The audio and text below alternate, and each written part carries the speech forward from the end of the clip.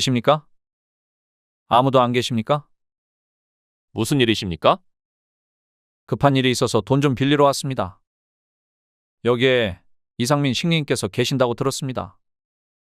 그분께서 지금 어디에 계시는지 알 수 있겠습니까?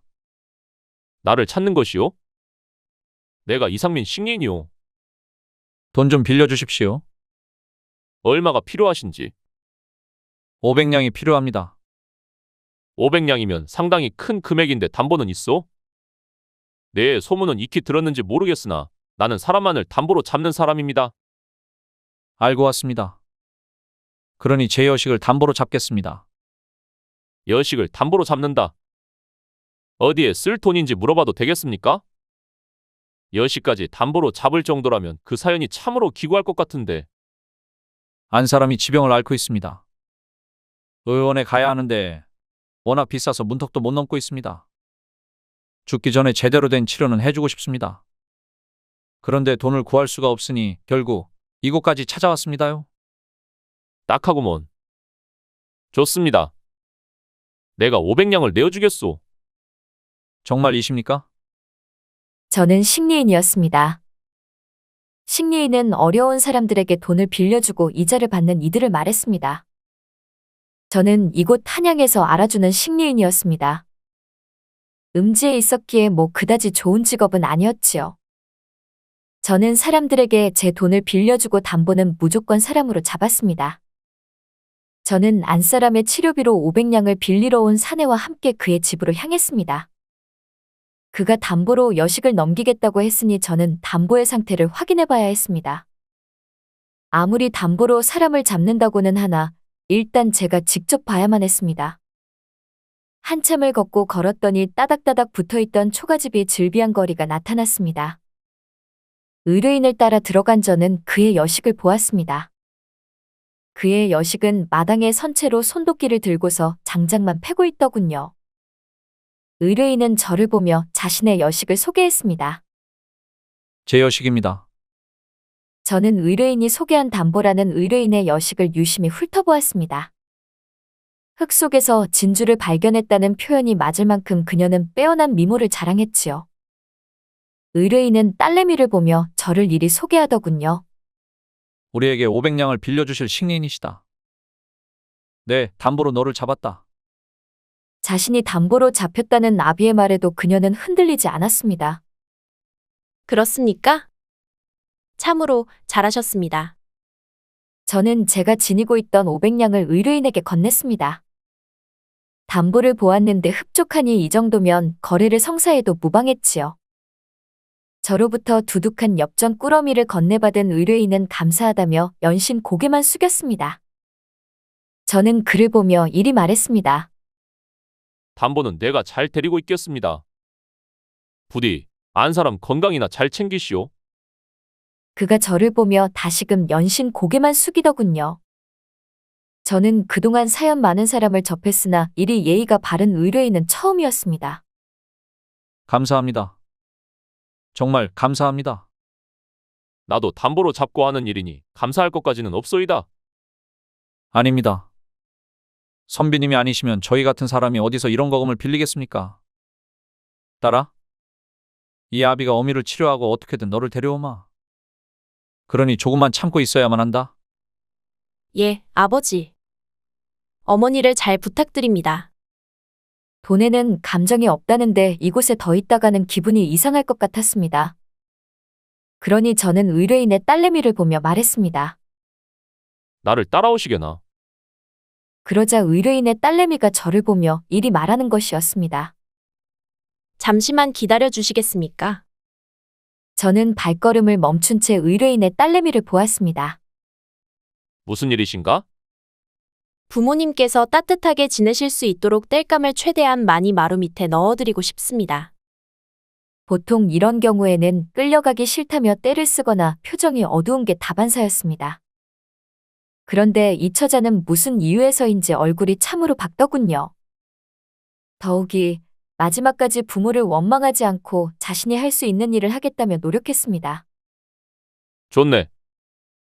그럼 여기서 기다릴 터니 천천히 일을 보시게. 의뢰인의 딸내미는 내려놓았던 손도끼를 들더니 장작을 능숙하게 패기 시작했습니다. 일자로 세워진 장작이 그녀가 내리치는 손도끼에 의해 시원하게 둘로 갈라졌습니다. 도끼질하는 솜씨를 보니 한두 번 해본 것이 아니더군요. 그러니 갈수록 이 여인이 궁금했습니다. 그렇게 장작을 다 쪼갠 그녀는 의뢰인이었던 아비에게 큰 절을 올린 후 저를 따라 그동안 머물렀던 정든 집을 떠났습니다. 저는 앞서며 걸었고 그녀는 제 뒤만 졸졸 따라왔습니다.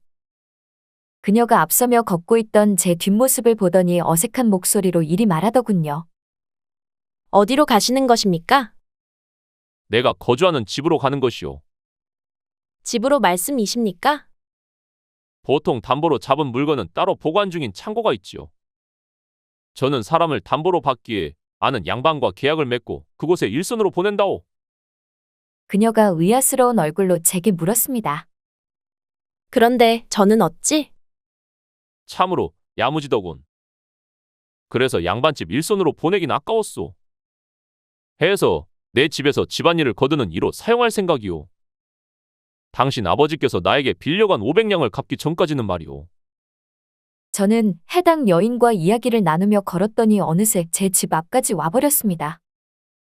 저는 신분이 양반이었으며 도성 안에 큰 기와집을 마련한 나름 성공한 인생이었지요. 보통 양반들도 저처럼 이른 나이에 기와집을 마련하기란 어려웠기 때문입니다.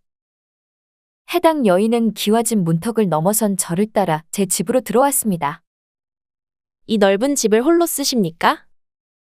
헐어머니와 둘이 살고 있다오. 까탈스럽기로는 중전마마는 저리 가라지요. 해당 여인은 휑한 주변만 둘러보더니 저를 보며 이리 말했습니다. 머슴이나 노비는 없는 것입니까? 이상하게 아무도 보이지 않습니다. 아까도 말했듯 어머니께서 워낙 까탈스러우셔서 낯선 사람은 아무나 쓰지 않소. 그런데 하찮은 저를 어찌하여 이곳으로 들이신 겁니까? 그대라면 내 어머니가 좋아하실 것 같다는 생각을 하였소. 더욱이 험한 일도 거뜬히 해내니 실소까지 얻을 수 있을 거라 확신했지요. 나는 나의 안목이 틀리지 않았다고 믿소. 그리 말씀해 주시니 감사합니다. 그때였습니다. 인기척을 들었던지 안방에서 제 어머니가 방문을 열고 나오셨지요. 오늘따라 일찍 들어오는구나. 어쩌다 보니 그렇게 되었습니다. 저를 보던 어머니께서는 제 옆에 서 있던 의뢰인의 여식을 보았습니다. 어머니께서는 해당 여인에게 두 눈을 고정하시면서도 말은 저에게 건넸습니다. 누구더냐? 오늘 제게 500냥을 빌려간 의뢰인의 여식이 옵니다. 그래? 어머니는 해당 여인 주변을 삥 둘러보며 예리한 시선으로 관찰하셨지요. 어머니의 표정을 보니 싫다는 기색은 없었으나 어쨌건 확신할 수는 없었습니다. 해당 여인 앞에서 발걸음을 멈춰 세운 어머니가 그녀에게 이리 말하더군요. 나 닮아 깐깐하기로 유명한 내 아들이 데려온 여인네라. 얼마나 그 값어치가 대단하기에 내 아들이 이곳에 데려왔는지 궁금하구나. 잠시 나와 얘기를 나누지 않겠소? 해당 여인은 어리둥절한 얼굴로 옆에 서 있던 저만 보았습니다. 저는 괜찮다면서 해당 여인에게 어머니를 따라가 보라는 손짓을 건넸지요. 민폐가 아니라면 잠시 실례하겠습니다. 어머니가 걸음을 옮기며 대청을 지나 안방으로 들어가자 그녀도 어머니의 뒤를 따랐습니다. 저는 기분이 좋았습니다. 아니, 흐뭇했다고 말하는 게 맞을 것 같습니다. 지금껏 어머니께서 낯선 사람을 안방까지 들인 적은 없었으니까요. 그만큼 저 여인이 마음에 들었고 어떤 사람인지 궁금했다는 증거가 되겠지요. 안방으로 들어온 어머니가 해당 여인과 마주보고 앉았습니다. 저는 어머니와 그녀가 무슨 말을 주고받는지 대청에 선체로 귀를 집중했습니다. 내 아들이 그쪽을 이 집까지 들였다오. 참으로 오랜만에 있는 일이지요. 그래서 내가 처자와 이야기를 나누고 싶었다오. 제 아비께서 모친의 병고한 비용으로 500냥을 빌리셨습니다. 저를 담보로 잡았으니 그 이상도 그 이하도 아닐 겁니다. 제법 야무진 줄 알았더니 맹한 구석이 있구려. 보아하니 태어나 연애 한번 해본 적이 없는 것 같네요. 그녀가 적잖게 놀란 얼굴로 물었습니다. 어찌 아셨습니까? 꼭 찍어서 먹어봐야 똥인지 된장인지 알겠나? 딱 봐서 풍기는 냄새 맡아보면 똥인지 된장인지 아는 법이요. 그녀는 어리둥절하다는 얼굴로 정수리만 긁어댔습니다. 무슨 말씀이신지 잘 모르겠습니다. 아무쪼록 어머님의 건강이 빨리 회복되기를 바랍니다. 대화를 나눠보니 내 아들이 왜 그쪽을 이곳까지 데려왔는지 알겠네. 그렇게 어머니와 짧은 대화를 끝낸 해당 여인은 어머니의 처소에서 나왔습니다. 처소에서 걸어 나오는 그녀를 제가 인계했지요. 어머니와 대화는 잘 나누었소. 예, 그런데 무슨 말씀을 하시는지 도통 잘 모르겠습니다. 그녀는 어리둥절하다는 얼굴로 어머니의 처소를 잠시 돌아보았습니다. 저는 그런 그녀를 바라보며 이러한 조언을 건넸지요. 원래 말씀을 복잡하게 하시는 분입니다. 저는 어찌하면 됩니까? 내가 그쪽 아버지께 500냥을 보내드렸으니 그 이자만큼의 일을 해주면 됩니다. 내가 원하는 건 그것뿐입니다. 알겠습니다. 아참, 통성명이 늦었군요. 저는 이가 상민이요. 저는 김가효선이라고 합니다. 보아하니 허름한 초가집에 살고 있었으나 말투에서 느껴지는 품위가 있었소. 혹시 양반이요? 예, 그렇습니다. 모친께서 아프셔서 지니고 있던 기와집까지 팔았습니다. 나름 알아주는 부자였으나 지금은 이름도 모르는 양반가일 뿐입니다. 알겠소. 어쨌건 내일부터 알아서 이 집안의 모든 허드렛 일을 해주면 됩니다. 그녀가 적잖게 놀란 얼굴을 했습니다. 알아서 말입니까? 예, 알아서 해주면 됩니다. 그 무엇도 절대 간섭하지 않을 것이오. 우선 저를 따라오십시오. 한동안 머물 숙소를 알려드리겠소. 저는 어머니가 계시던 본체에서 발걸음을 물린 채 별채로 왔습니다. 별채는 거미줄과 잡초가 가득해 그동안 관리가 되지 않았던 곳이었습니다. 저는 이곳 군내가 가득한 이곳 별채를 가리키며 효선 낭자에게 말했지요. 이곳에서 지내면 돼요. 알겠습니다. 그럼 저는 들어가 보겠소. 내일 이곳으로 데리러 오겠습니다. 내일 하루 정도는 어디에 무엇이 있는지 알려는 드리는 게 맞을 것 같으니 말이오. 저는 발걸음을 물렸습니다. 그러다 한번 쓱 뒤를 돌아보았는데 그녀가 숙소로 들어가지 않은 채 주변만 둘러보더군요. 하긴 세상 어느 여인네가 거미줄 가득하고 귀신이 나올 것 같은 곳으로 들어가겠습니까? 그렇다고 돈을 대신에 담보로 잡은 여인에게 좋은 숙소를 내어줄 수는 없었습니다. 제 숙소로 들어온 저는 이부자리에 누운 채 천장만 멀뚱멀뚱 바라보았습니다. 저는 오전에 있었던 일을 잠시 떠올렸습니다. 효선 낭자의 초가집 마당에서 그녀가 장작을 패던 그 야무진 모습을 말입니다. 사실 제가 내숭을 떠는 여인을 별로 좋아하지 않았습니다. 어쨌건 잠들었던 저는 일찍 일어나 효선 낭자가 있는 별채로 향했습니다. 간밤에 잠은 잘 잤을지 의문이었습니다. 그런데 별채로 가는 중간 어머니의 비명이 들리는 겁니다. 쏘스라치게 놀란 저는 무슨 일인지 알기 위해 걸음을 재촉했습니다. 거친 숨을 헐떡인 채 별채 앞에 당도한 저는 깜짝 놀랄 수밖에 없었습니다. 잡초로 무성하고 거미줄 가득했으며 지저분한 별채가 어느새 깨끗해졌기 때문입니다.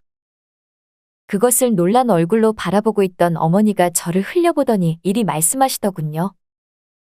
내가 청소하라 시킨 것이냐? 아닙니다. 저는 아무런 말도 하지 않았습니다.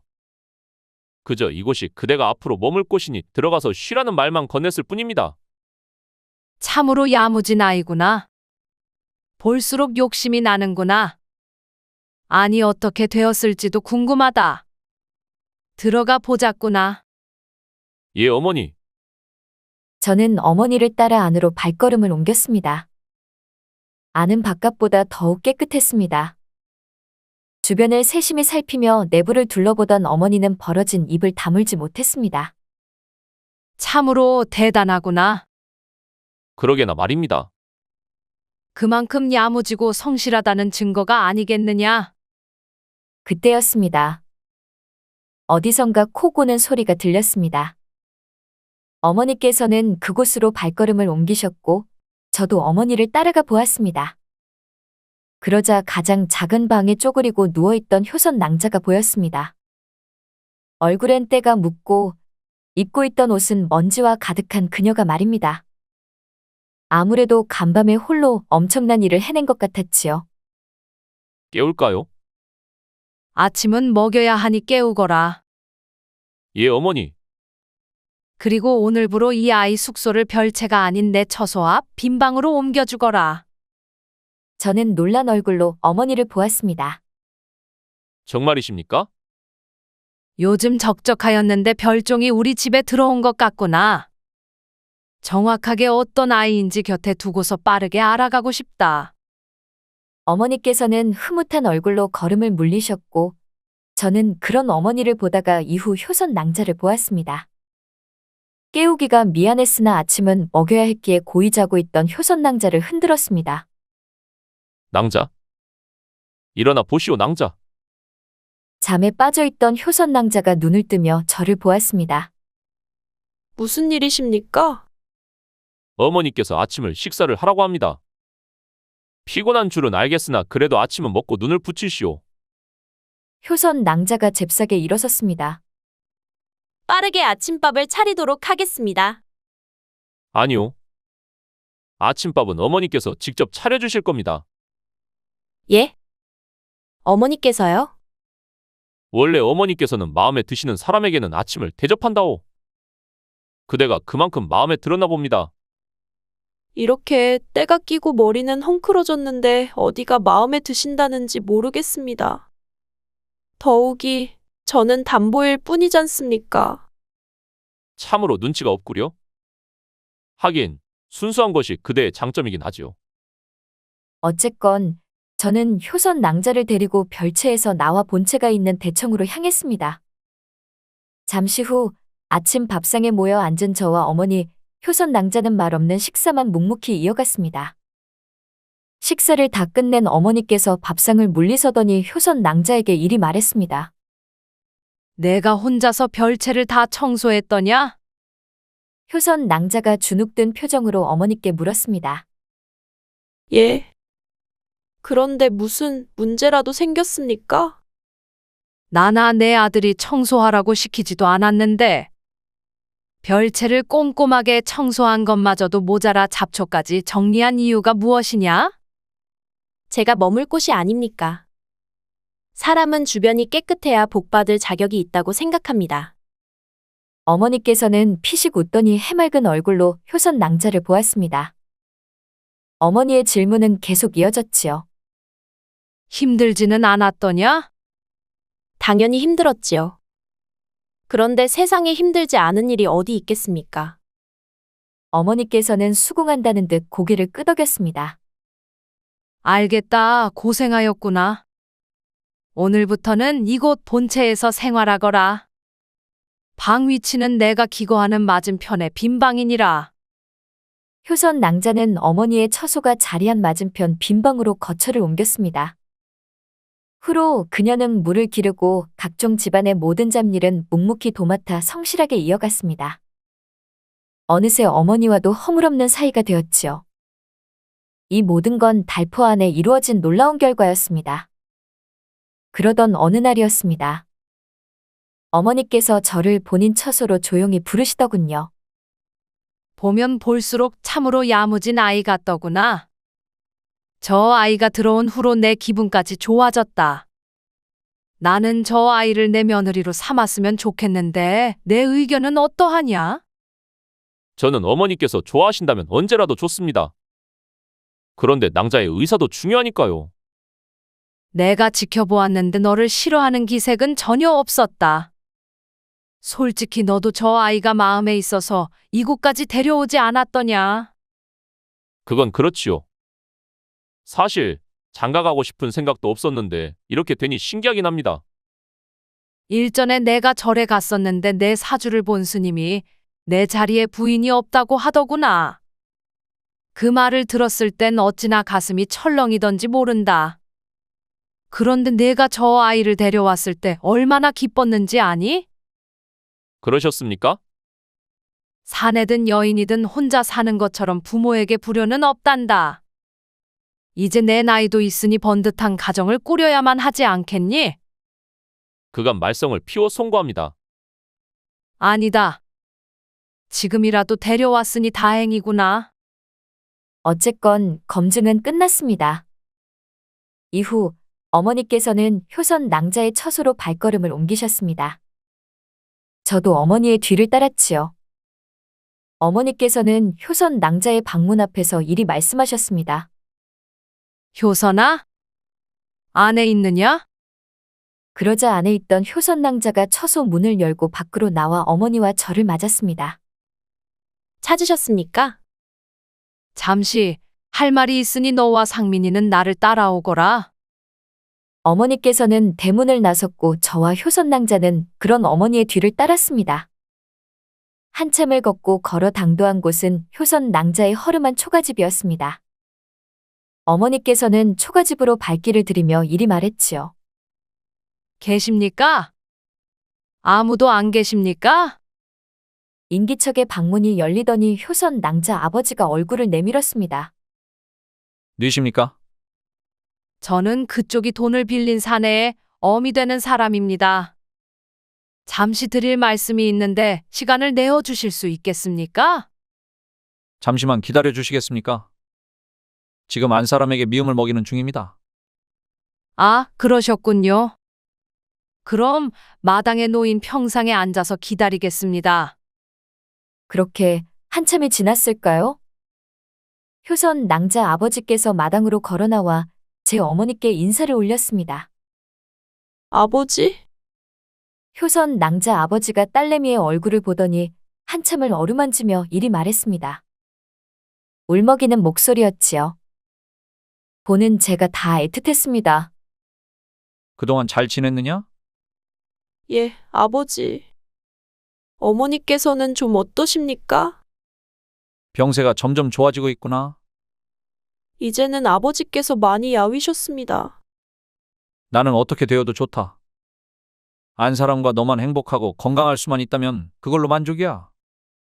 내 얼굴을 보니 편안해 보이는 것이 마음이 놓이는구나. 어머니께서 잘해주십니다. 어머니? 효선 낭자 아버지가 고개를 돌려 옆에 있던 제 어머니를 보았습니다. 제 어머니는 효선 낭자 아버지께 이리 말했지요. 안녕하십니까? 인사가 늦었습니다. 제 어머니의 등장에 효선 낭자 아버지는 적잖게 긴장한 표정을 지으셨습니다. 무슨 일이십니까? 혹여 빌린 돈을 갚으라는 말씀이시면 제게 시간을 더 주십시오. 그러면 감사하겠습니다. 그런 건 아니니 걱정하지 않으셔도 됩니다. 제가 이곳을 찾은 이유는 효선이를 제 며느리로 달라 간청드리기 위해서입니다. 이 말을 듣고 있던 효선이도 놀랐고 효선이 부친도 놀랐습니다. 제 여식을 말입니까? 저는 이 아이가 참으로 욕심이 납니다. 혼례는 가문대 가문이라는데 괜히 저희 때문에 흠집이라도 생기지 않을지 걱정입니다. 오늘 보니 효선이가 누구를 닮았는지 알겠네요.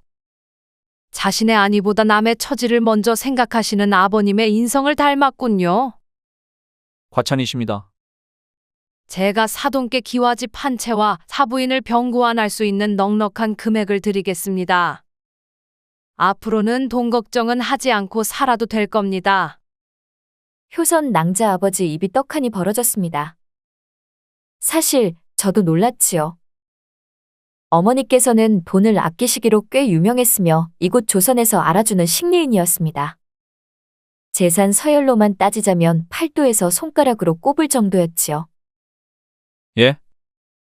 제 말대로 하시지요. 효선 낭자 아버지는 어쩔 줄 모르겠다며 선뜻 대답을 내놓지 못했습니다. 피해는 아닐지?